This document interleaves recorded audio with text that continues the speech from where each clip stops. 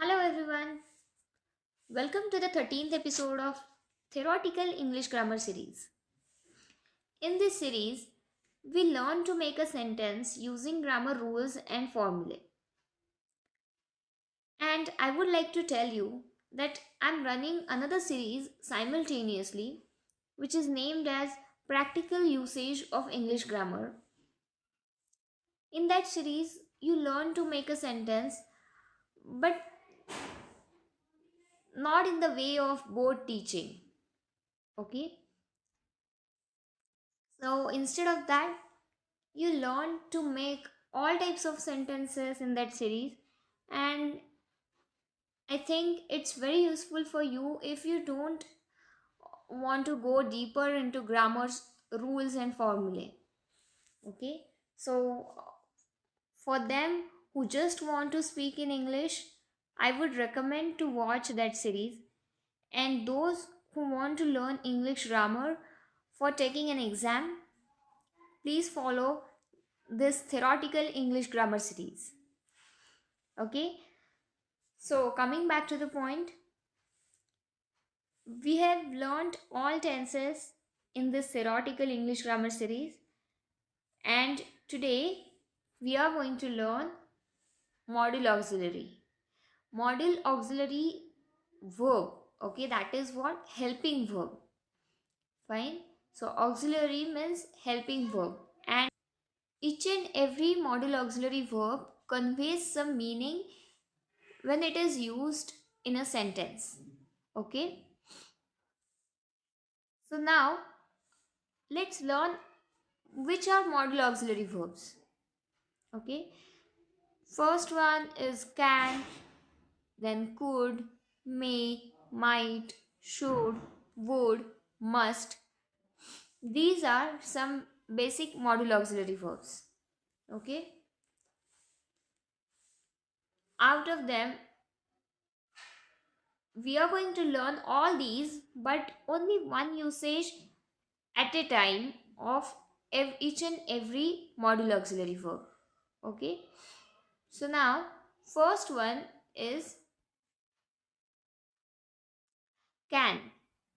Can we use for ability? Now which ability?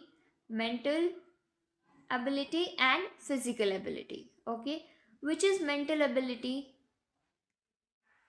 Mental ability is the one like reading books, speaking different languages, writing poems. That is what our mental or intellectual ability. Okay, and physical ability means lifting weight or running 5 kilometers. That is what?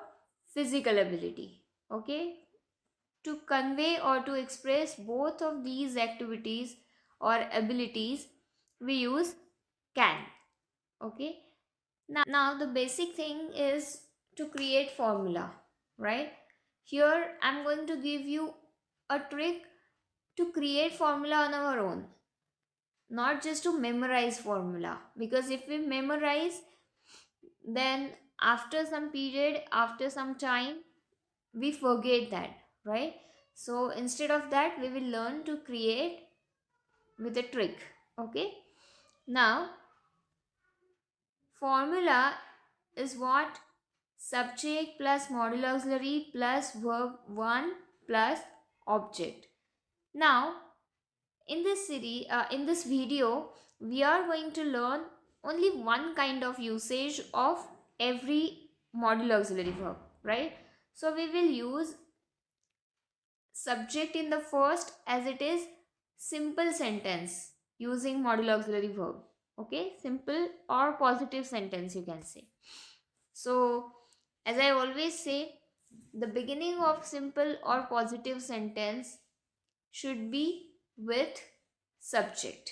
That means we have to talk about a doer of an action in the beginning. Okay, then subject should be in the first place and object should be in the last place if it is a simple sentence.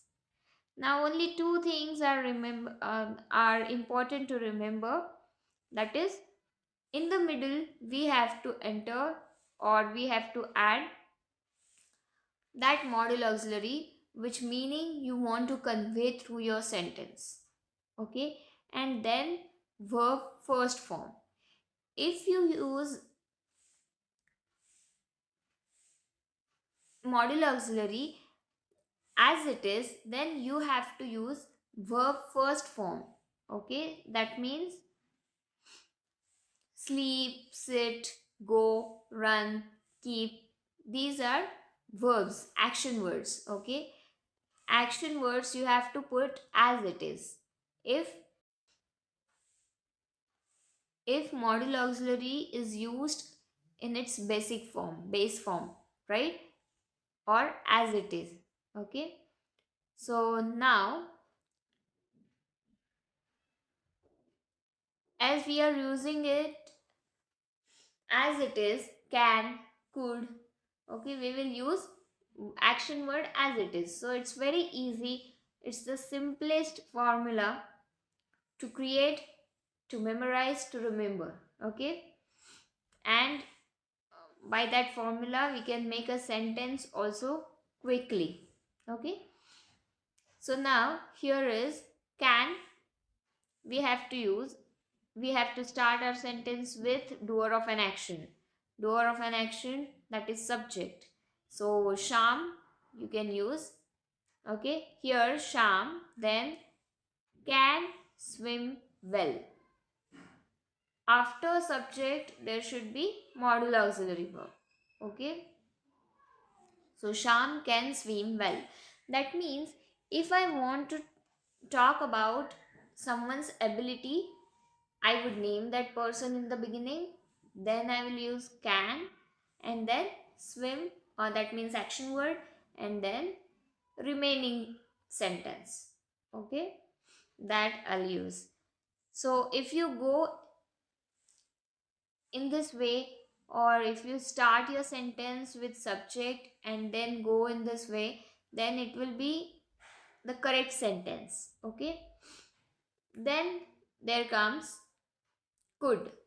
Could is used for past ability. That means in present you can't do that. You cannot do that. Okay.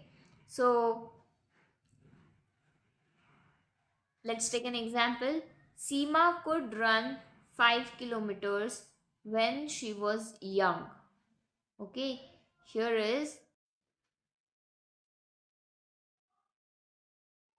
that means in the past she could run, right? Running was her ability. Running 5 kilometers was her ability in the past. But in present, today, she can't run. She cannot run. Okay? That's the meaning of this sentence. Now, the third one is should. Should is used for suggestion or advice. Okay? Now, who suggests whom? We can give suggestion to anybody, or anybody can suggest, right? But advice is given only by the experts, okay, or experienced ones. So for both of these we use should. Here the example is Ram should help his father. That's the suggestion. Okay, now fourth one is may or might. It's used for remote possibility. That means it's less possible that something would happen. Okay, here Gauri may come to picnic. Here, here, if someone asks Gauri's friend whether she would come, then her friend can answer, Gauri may come to picnic. That means if it's not sure that she would come, she can say, Gauri may come to picnic. Okay. Now next is must. Must is used for compulsion. When the things are mandatory for someone, then we use must. If those things are not followed, then there is either fine or punishment, right? That's the difference between should and must. So the example is the team must complete the project by the end of this week. Okay, that means if the project is not completed by the end of this week, then they would be fired or they'll get punished or something, some other thing would happen with them, right?